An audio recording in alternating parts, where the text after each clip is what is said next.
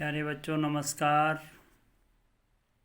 अर्थशास्त्र में हमारा मांग की लोच, इलास्टिसिटी ऑफ डिमांड या मांग की मूल्य सापेक्षता, ये पाठ चल रहा है।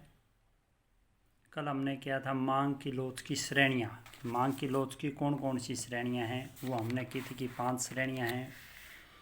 पूर्णतया लोचदार, पूर्णतया बेलोचदार, इकाई लोचदार, इकाई से अधिक लोचदार, इकाई से कम लोचदार। आज का हमारा विषय है मांग की लोच का माप, इलास्टिसिटी का मेजरमेंट। मांग की लोच को हम कैसे मापेंगे?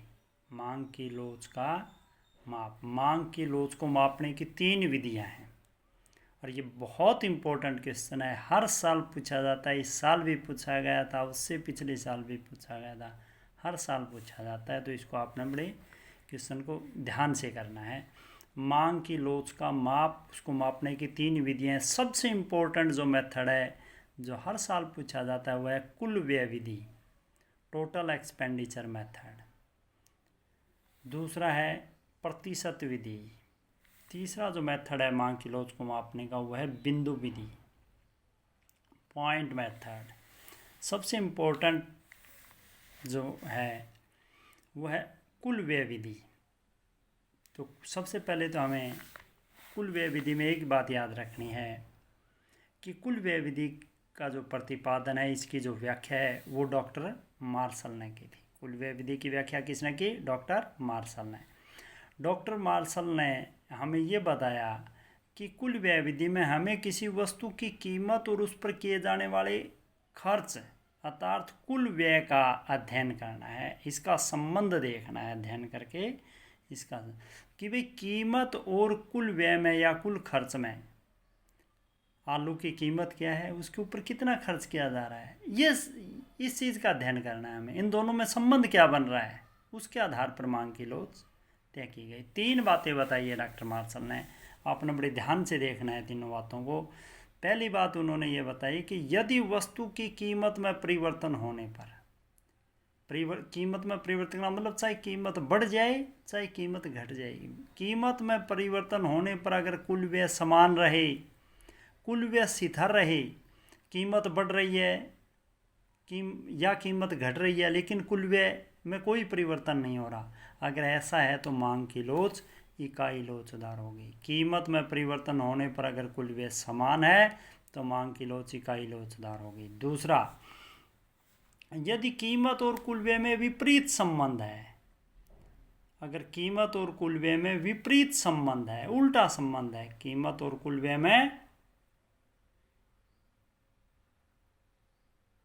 अगर विपरीत संबंध है तो मांग की लोच इकाई से अधिक लोचदार है। यदि कीमत और कुल व्यय में उल्टा संबंध है, इसका मतलब पहले तो आपको ये पता होना चाहिए कि कुल व्यय कैसे निकालते हैं। कीमत और मात्रा को गुणा कर देंगे। कुल व्यय, भाई आलू 2 रुपये किलो है, आलू की कीमत 2 रुपये किलो है और हमने 4 किलो आलू ले लिए, तो आलू पर कितने रुपये खर्च करें हमने? कुल व्यय कितना हो गया आलू के ऊपर? 8 रुपये। यानी कुल व्यय कैसे निकालता है? कीमत गुणा में मात्रा। कीमत और मात्रा को, कि मान लिया आलू 2 रुपये किलो हैं, हमने 4 किलो आलू ले लिए, तो आलू पर कितने रुपए खर्च किए हमने? कुल व्यय आलू पर हुआ 8 रुपये। तो इसी प्रकार से कीमत और कुल व्यय में उल्टा संबंध है। उल्टा संबंध का मतलब समझ गए आप, कि अगर कीमत के बढ़ने पर कुल व्यय घट जाता है या कीमत के घटने पर कुल व्यय बढ़ जाता है।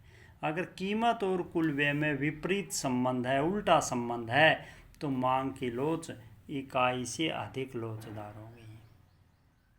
तीसरी बात डॉक्टर मार्शल ने बताई थी कि अगर कीमत और कुल व्यय में सीधा संबंध है, अगर कीमत और कुल व्यय में सीधा संबंध अर्थात कीमत के घटने पर कुल व्यय घट जाता है और कीमत के बढ़ने पर कुल व्यय बढ़ जाता है, तो मांग की लोच इकाई से कम लोचदार होगी। इसी बात को हम रेखा चित्र और तालिका से भी व्याख्या करेंगे।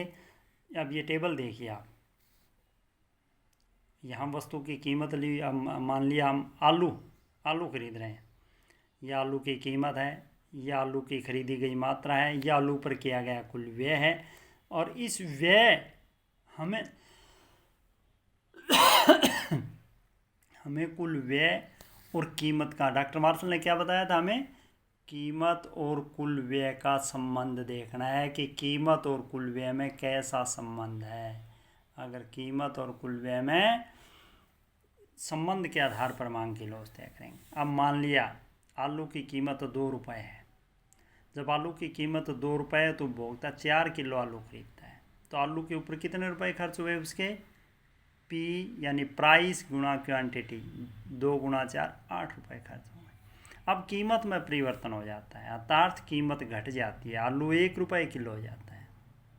जब आलू सस्ता हो जाता है तो मनुष्य का स्वभाव है कि वो सस्ती वस्तु को ज़्यादा खरीदता है। अब वो मात्रा ज़्यादा खरीदेगा, 8 किलो आलू खरीदेगा, 1 रुपये उसका रेट है, तो आलू पर किया गया कुल व्यय 8 रुपये। कीमत में परिवर्तन हो रहा है, कीमत घट रही है, या ये मान लीजिए कि आलू 1 रुपये किलो आलू तो भोगता, 8 किलो आलू खरीदता, आलू पर किया गया कुल व्यय 8 रुपये। अब कीमत बढ़ जाती है, आलू 2 रुपये किलो हो जाता है, महंगा हो जाता है। तो अब महंगा हो गया तो भोगता कम आलू, 4 किलो आलू खरीदता है, आलू पर किया गया कुल व्यय 8 रुपये ही रहता है। यानी कीमत में परिवर्तन होने पर, कीमत के घटने या बढ़ने से अगर कुल व्यय समान है, पहली बात यही बताई थी डॉक्टर मार्शल ने कि यदि कीमत में परिवर्तन होने पर, कुल व्यय समान रहे, स्थिर रहे, तो मांग किलो इकाई लोचदार होगी। तो कीमत और कुल व्यय समान है तो यहाँ मांग की लोच इकाई होगी, इकाई का मतलब 1। अब मान लेते हैं वही आलू 2 रुपये किलो है, उपभोक्ता 4 किलो आलू खरीदता, आलू पर किया गया कुल व्यय 8 रुपये है। अब आलू सस्ता हो जाता है, दूसरी स्थिति में भी हम ये देखते हैं, आलू सस्ता हो जाए तो उपभोक्ता 10 किलो आलू खरीदता है। अब कीमत घट रही है, कीमत 2 से 1 होगी, और कुल व्यय, कीमत घट रही है, कुल व्यय बढ़ रहा है। कीमत 2 से 1 हुई है और कुल व्यय 8 से 10, यानी कीमत और कुल व्यय में उल्टा संबंध है। कीमत घट रही है, कुल व्यय बढ़ रहा है। अगर इस नीचे से ऊपर की ओर देखें, कीमत बढ़ रही है, कुल व्यय घट रहा है, यानी कीमत और कुल व्यय में विपरीत संबंध है, उल्टा संबंध है। और डॉक्टर मार्शल ने बताया था जब कीमत और कुल व्यय में उल्टा संबंध हो तो मांग की लोच इकाई से अधिक लोचदार होती है। तीसरी बात डॉक्टर मार्शल ने बताई थी, कीमत और कुल व्यय में सीधा संबंध होता है, कीमत के घटने पर कुल व्यय घट जाए या कीमत के बढ़ने पर कुल व्यय बढ़ जाए। तो यहाँ आप देखोगे कीमत और कुल व्यय में सीधा संबंध है, कीमत 2 से 1 होगी और कुल व्यय 8 से 6 हो गया, यानी कीमत कम, कुल व्यय भी कम, कीमत अधिक, कुल व्यय भी अधिक, यानी कीमत और कुल व्यय में सीधा संबंध है तो मांग की लोच इकाई से कम लोचदार होगी। इसी बात को हम रेखा चित्र से भी स्पष्ट करेंगे। ये TE वक्र है, TE एक्स एक्सिस पर हमने कुल व्यय लिया है, वाई एक्सिस पर कीमत ली है।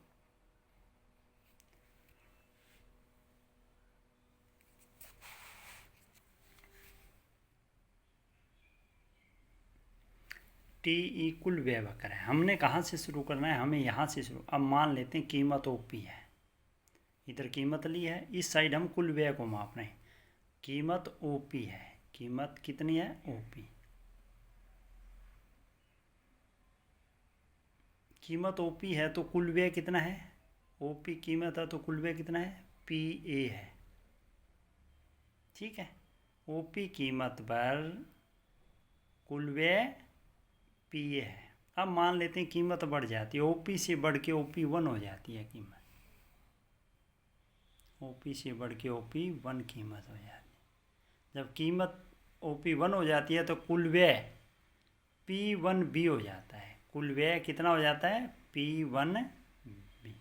अब PA और P1B दोनों बराबर हैं, कीमत बढ़ रही है, कुल व्यय पहले भी इतना ही था और अब भी इतना ही है, समझ रहे हो आप बात कि भाई कुल व्यय पहले भी कितना था, पहले भी इतना था और अब भी इतना है, यानी कीमत बढ़ रही है,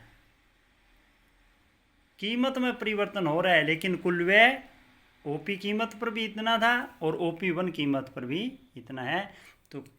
तो ये जो ए बी भाग है इस वक्र का, ये जो भाग है यहाँ मांग की लोच इकाई लोच उधार है। मार्शल ने बताया था कि अगर कीमत में परिवर्तन हो और कुल व्यय समान रहे तो मांग की लोच इकाई लोच उधार होती है। ओके, शाबाश। अब कीमत OP1 है, हमने मान लिया कीमत क्या है, ये कीमत है। इस कीमत के ऊपर कुल व्यय कितना है, P1B है, P1B है, ये इस कीमत पर कुल व्यय। अब कीमत और बढ़ जाती है, OP2 हो जाती है, मान लिया कीमत बढ़ करके OP2 होगी। कीमत बढ़ गई तो कुल व्यय जो पहले इतना था अब कीमत बढ़ गई, कुल व्यय घट गया। कीमत बढ़ गई, कुल व्यय घट गया। कीमत अधिक, कुल व्यय का उल्टा संबंध हो गया। कीमत और कुल व्यय में विपरीत संबंध है।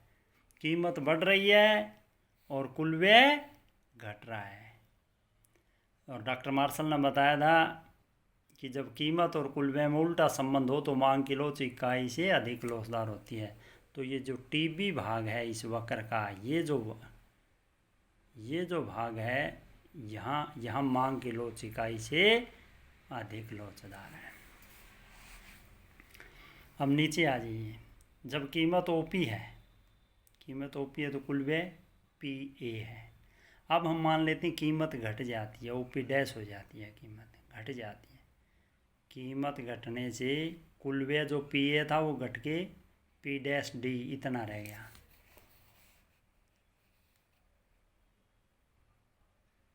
पहले कितना था, इतना, अब कितना है, कीमत कम कुल व्यय भी कम, यानी कीमत और कुल व्यय में सीधा संबंध है।